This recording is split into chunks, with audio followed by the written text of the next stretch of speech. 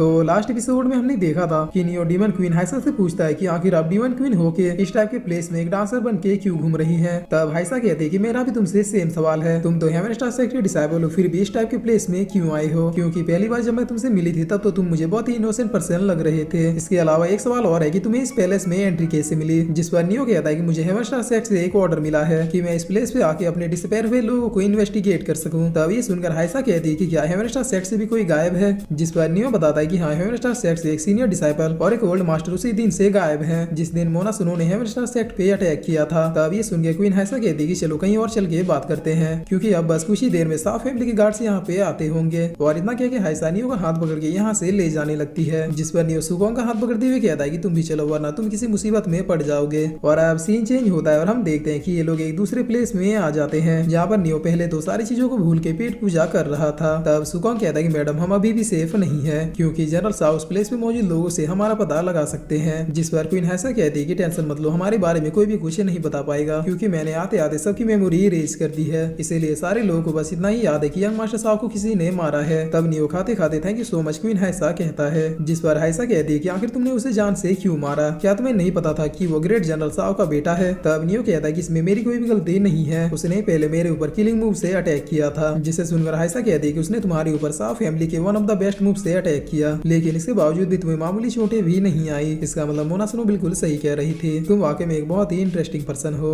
और फिर हाइसा कहती है कि क्या तुम मुझे बता सकते हो कि आखिर तुम किस फैमिली से बिलोंग करते हो? तब नियो कहता है कि मैं किसी फैमिली से नहीं बल्कि एक छोटे से गांव से बिलोंग करता हूँ, जहाँ पर सिर्फ मेरे ग्रैंडपा, मेरी ग्रैनी और एक बिग बुल रहता है, और मैं इससे ज्यादा अपने बारे में आपको और कुछ भी नहीं बता सकता। जिसे सुनकर हाइसा अपने मन में अब सोचते हुए कहती है कि आखिर इसके ग्रैंडपा और ग्रैनी कौन हो सकते हैं जिन्होंने इसे इतने कम एज में इतना ज्यादा पावरफुल बना दिया, क्योंकि इस लड़के को हेवन स्टार सेक्ट में आए तो बस कुछ ही दिन हुए हैं। और अब नियो पूछता है कि क्या अब आप यहाँ पे आने का रीजन बता सकती है? तब क्वीन हाइसा बता दी कि मैं भी यहाँ पे एक मिशन को ही कंप्लीट करने के लिए आई थी, और मिशन ये था कि मुझे जल्दी से जल्दी मोना सुनो और ड्रैगन स्टार के टुकड़े को ढूंढना था। जिस पर नियो कहता है कि लेकिन मोना सुनो तो आप ही के साथ उस दिन गई थी, तो क्या आप लोग साथ रास्ते में खुश हुआ था? तब क्वीन हाइसा कहती है कि हम लोग लगभग डीमन के लैंड में पहुंचने वाले थे कि तभी हमारे रास्ते में काले कपड़े पहने हुए कुछ आदमियों का एक ग्रुप हमारे सामने अपेयर हुआ, जिसने पलक झपकते ही मोना सुनो और ड्रैगन स्टार के हाफ टुकड़े को हमसे छीन लिया। जिसे सुनकर नियो कहता है कि क्या वो लोग आपसे भी ज्यादा पावरफुल थे? तब क्वीन हाइसा कहती है कि चूंकि उन लोगों के पास एक परफेक्ट प्लान था, इसीलिए हमारे कुछ समझने से पहले ही उन्होंने खेल खत्म कर दिया, यानी उन लोगों ने बस पल भर में हमारे बहुत से लोगों को मार दिया। मगर मैंने किसी तरह से उन लोगों से फाइट करके ड्रैगन स्टार के हाफ टुकड़े को अचीव किया, लेकिन इससे पहले कि मैं मोना सुनो को बचा पाते उनके ग्रुप के और भी लोग वहाँ पे आ गए जो पावर से मामले में लगभग मेरे ही लेवल के थे। इसीलिए मैं तुरंत ही अपने बाकी बचे हुए लोगों के साथ वहाँ से भाग गई और फिर दोबारा से रिकवर होकर उन लोगों को ढूंढने के लिए यहाँ पे चली आई। और चूंकि मुझे यकीन था कि उस बार में केवल पावरफुल और रिच लोग ही आ सकते हैं, इसीलिए मैं उस प्लेस में एक डांसर के रूप में रहने लगी, क्योंकि मुझे पूरा यकीन था कि सब चीजों के पीछे किसी पावरफुल पर्सन का ही हाथ है। जिस पर नियो अपने चॉपस्टिक को नीचे रखते हुए कहता है कि पावरफुल पर्सन से क्या आपका मतलब घोस्ट से है? क्योंकि मैं भी यहाँ पे उसी को ढूंढने आया हूँ, और इसी वजह ये है कि मेरे मास्टर को भी उसी के ऊपर शक है। तब हाइसा कहती है कि हाँ, मेरा शक भी उसी के ऊपर है, क्योंकि इस कॉन्टिनेंट में एक घोस्ट ही है जो इस तरह के कारनामे को अंजाम दे सकता है। और चूंकि आज तक उसने अपने आइडेंटिटी को बहुत ही सीक्रेट रखा है, इसीलिए वो कितना पावरफुल है इसका हम अंदाजा भी नहीं लगा सकते। लेकिन उसके बारे में काफी रिसर्च करने के बाद हमें ये पता चला है कि घोस्ट और स्टार क्लैन के लीडर के बीच एक डील हुई है। जिस पर नियो अब सोचते हुए कहता है कि सारी चीजें तो ठीक है, लेकिन ब्रदर यूतेन और ओल्ड मास्टर को गायब करने के पीछे उनका मकसद क्या हो सकता है? क्योंकि मोना सुनो को ले जाने के पीछे उनका मकसद ये हो सकता है कि बाद में वो लोग मोना सुनो के बदले आपसे ड्रैगन स्टार के हाफ टुकड़े की डिमांड करेंगे। और अब तभी क्वीन हाइसा को खुशी होने लगता है, जिसे देखते हुए नियो कहता है कि क्या आप ठीक है, और आखिर ड्रैगन स्टार के हाफ टुकड़े से अचानक इतनी ज्यादा एनर्जी रिलीज क्यों हो रही है? तब हाइसा कहते हैं कि ऐसा लग रहा है कि जैसे कोई इसके दूसरे टुकड़े को यूज कर रहा है, जिसकी वजह से पहला टुकड़ा दूसरे टुकड़े के साथ कनेक्ट होने की वजह से अपने आप ही एक्टिव हो गया है। और मैं फील कर सकती हूँ कि इसका दूसरा टुकड़ा यहाँ से 500 माइल दूर नॉर्थ ईस्ट के फॉरेस्ट में है।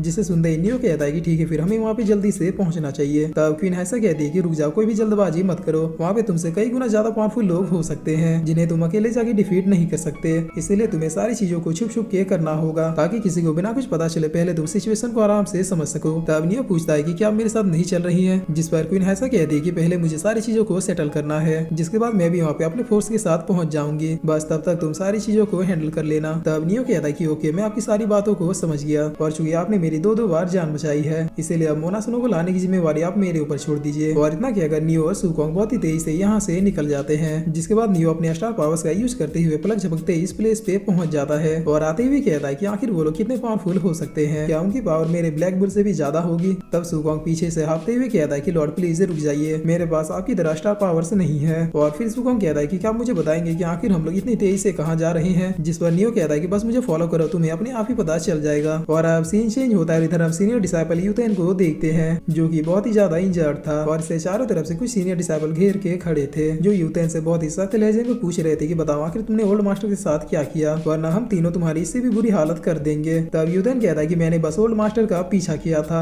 जिसके बाद अचानक से वो कहीं गायब हो गए। इसके अलावा मैं ओल्ड मास्टर के बारे में कुछ भी नहीं जानता। जिस पर ये लड़का हंसते हुए कहता है कि अच्छा तो तुम ऐसे मुंह नहीं खोलोगे। और इतना क्या कि ये लोग सीधे यूतेन के ऊपर अटैक करने के लिए बढ़ जाते हैं। तब यूतेन कहता है कि मुझ पे भरोसा करो, मैंने उन्हें कुछ भी नहीं किया, बल्कि वही किसी और के बस में थे। जिस पर ये लड़का कहता है कि तुम अब अपनी ये झूठी कहानियां सुनाना बंद करो, तुम अगर सच नहीं बताओगे तो फिर हमें तुम्हें मजबूरन मारना ही होगा। तब इधर ये देखकर नियो कहता है कि वो नहीं, हम लोग लेट हो गए, हम लोगों से पहले हेवन स्टार सेक्ट के डिसाइपल ने ब्रदर यूतेन को ढूंढ लिया। जिस पर सुकोंग कहता है कि लॉर्ड आप भला इन लोगों से क्यों छुप रहे हैं, अगर आप चाहें तो पलक झपकते इन तीनों को खत्म कर सकते हैं। तब नियो कहता है कि नहीं, मैं इन लोगों को नहीं मार सकता क्योंकि ये लोग मेरे सेक्ट के डिसाइपल हैं। इसके अलावा इन लोगों के सामने जाके इन्हें रोक भी नहीं सकता, वरना ये लोग इस बात को हेवन स्टार सेक्ट के बाकी एल्डरों को बता देंगे कि मास्टर ने मुझे स्पेशली ब्रदर यूतेन को लाने के लिए भेजा था। जिस पर अब सुकोंग सीधे अपने पोटली से वेपन को निकाल के तुरंत ही मैदान में कूद जाता है और फिर नियो से कहता है कि लॉर्ड आप सारी चीजों को मुझ पे छोड़ दीजिए क्योंकि मैंने भी अपनी इस हैमर को बहुत दिन से नहीं चलाया है। तब इस हैमर को देखते हुए ये डिसाइपल कहता है कि अब तुम कौन हो। जिस पर सुकोंग इन लोगों की ओर बढ़ते हुए कहता है कि मैं नहीं बताऊंगा। तब ये सारे डिसाइपल भी फॉर्म में आते हुए कहते हैं कि टेंशन मत लो, अब इस यूतेन से पहले हम तुम्हारा ही मुंह खुलवाएंगे। जिस पर इधर नियो अपने मन में कहता है कि अगर मैंने कुछ भी नहीं किया तो पक्का वो तीनों मिलकर सुकोंग को बहुत ही बुरी तरीके से पीटेंगे। इसके अलावा इस फाइट में दोनों तरफ से हमारे ये लोग इन्वॉल्व हैं, इसीलिए मैं किसी को भी इंजर्ड होने नहीं दे सकता। और ये सोचते हुए नियो अपने मेटालिक पावर्स का यूज करते हुए इसे सुकोंग की बॉडी में डाल देता है, जिसे फील करते हुए सुकोंग भी नियो की बातों को समझ जाता है और फिर वो जमीन पे अपने हैमर से हिट करता है, जिसकी वजह से ये तीनों इंजर्ड तो हो जाते हैं लेकिन इन्हें कोई अंदरूनी चोट नहीं आती है। तब ये लोग अब सुकोंग की ओर देखते हुए कहते हैं कि आखिर ये किस टाइप का वॉरियर है जिसकी लेवल तो हमसे कम है लेकिन इसका ऑरा हमसे कई गुना ज्यादा पावरफुल है। जिस पर एक दूसरा डिसाइपल कहता है कि मेरे ख्याल से उसने अपने बैच को बस हम लोगों को कंफ्यूज करने के लिए लगा रखा है और ये रियलिटी में कोई सेक्ट का मास्टर है। तब तीसरा डिसाइपल कहता है कि चलो यहाँ से हमें ये बात मास्टर को बतानी होगी। जिस पर अब सुकोंग भी हंसते हुए कहता है कि अले तुम लोग तो बस एक ही बारी में रोने लगे। तब ये लड़का कहता है कि तुम बस हमारे लौटने का वेट करो क्योंकि अगली बार हमारे साथ हमारे मास्टर होंगे जो तुम्हें और इस गद्दार को बिल्कुल भी नहीं छोड़ेंगे। और इतना कह कि ये लोग यहाँ से चले जाते हैं। जिसके बाद यूतेन अपनी जान बचाने के लिए सुकोंग को थैंक यू सो मच कहता है। तब सुकोंग कहता है कि कोई बात नहीं, लोगों की जान बचाना मेरा काम है लेकिन तुम्हें बचाने में मेरे अलावा किसी और का भी हाथ था। जिस पर यूतेन कहता है कि कौन, क्या मैं उससे मिल सकता हूँ। तब पीछे से नियो आते हुए कहता है कि क्यों नहीं, मैं आपसे मिले तो यहाँ पे आया हूँ। और फिर इसी साथ ये एपिसोड यहीं पे खत्म होता है।